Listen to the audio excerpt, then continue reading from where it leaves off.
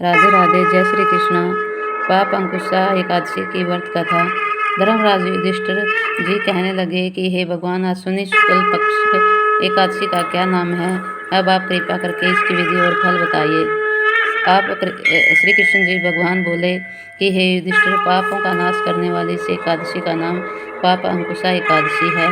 हे राजन, इस दिन मनुष्य को विधि पूर्वक भगवान पद्मनाभ की पूजा करनी चाहिए। यह एकादशी मनुष्य को मनवांछित फल देकर स्वर्ग प्राप्त करने वाली होती है। मनुष्य को बहुत दिनों तक कठोर तपस्या से जो फल प्राप्त होता है, वह फल भगवान गरुड़ ध्वज को नमस्कार करने मात्र से ही प्राप्त हो जाता है। जो मनुष्य ज्ञानवश अनेक पाप करते हैं परंतु हरि को नमस्कार करते हैं, वे नरक में नहीं जाते। विष्णु जी का कीर्तन करते हैं तो वे संसार के सब तीर्थों के पुण्य के फल के बराबर फल पाते हैं। जो मनुष्य सारंग धनुषधारी भगवान विष्णु की शरण में जाते हैं, उन्हें कभी भी यम यातना भोगनी नहीं पड़ती। जो मनुष्य वैष्णव होकर शिव की और शैव होकर विष्णु की निंदा करते हैं, वे हम अवश्य ही नरकवासी होते हैं। सहस्रों वाजपेयी और अश्वमेध यज्ञों से जो फल प्राप्त होता है, वह एकादशी व्रत के 16वें भाग के बराबर भी नहीं होता। संसार में एकादशी के बराबर कोई पुण्य नहीं है। इसके बराबर पवित्र तीनों लोकों में कुछ भी नहीं है।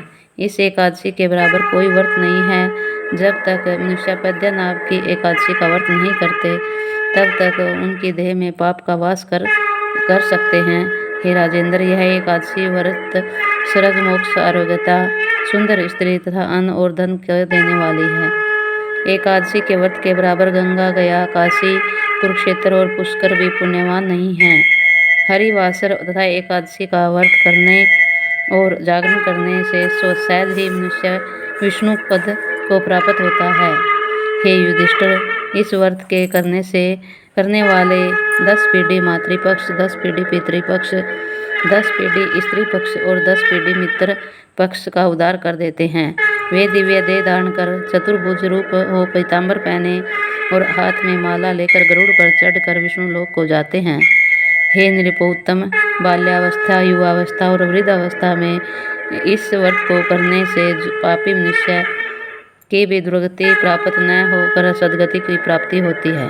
अश्विनी मास की शुक्ल पक्ष की इस पाप अंकुशा एकादशी का व्रत जो मनुष्य करते हैं, वे अंत में हरि लोक को प्राप्त होते हैं तथा समस्त पापों से मुक्त हो जाते हैं।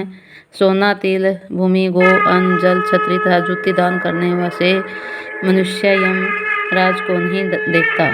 जो मनुष्य किसी प्रकार के कारण कर्म किए बिना जीवन के दिन व्यतीत करते हैं, वह लोहार की भट्टी की तरह सांस लेता हुआ निर्जीव के समान ही है।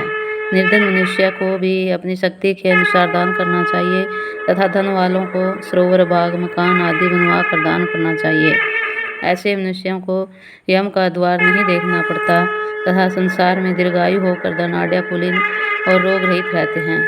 भगवान श्री कृष्ण जी ने कहा, हे राजन, जो आपने मुझसे पूछा वह सब मैंने आपको बतलाया। अब आपकी क्या सुनने की इच्छा है? इति शुभम। ओम नमो भगवते वासुदेवाय नमो नमः।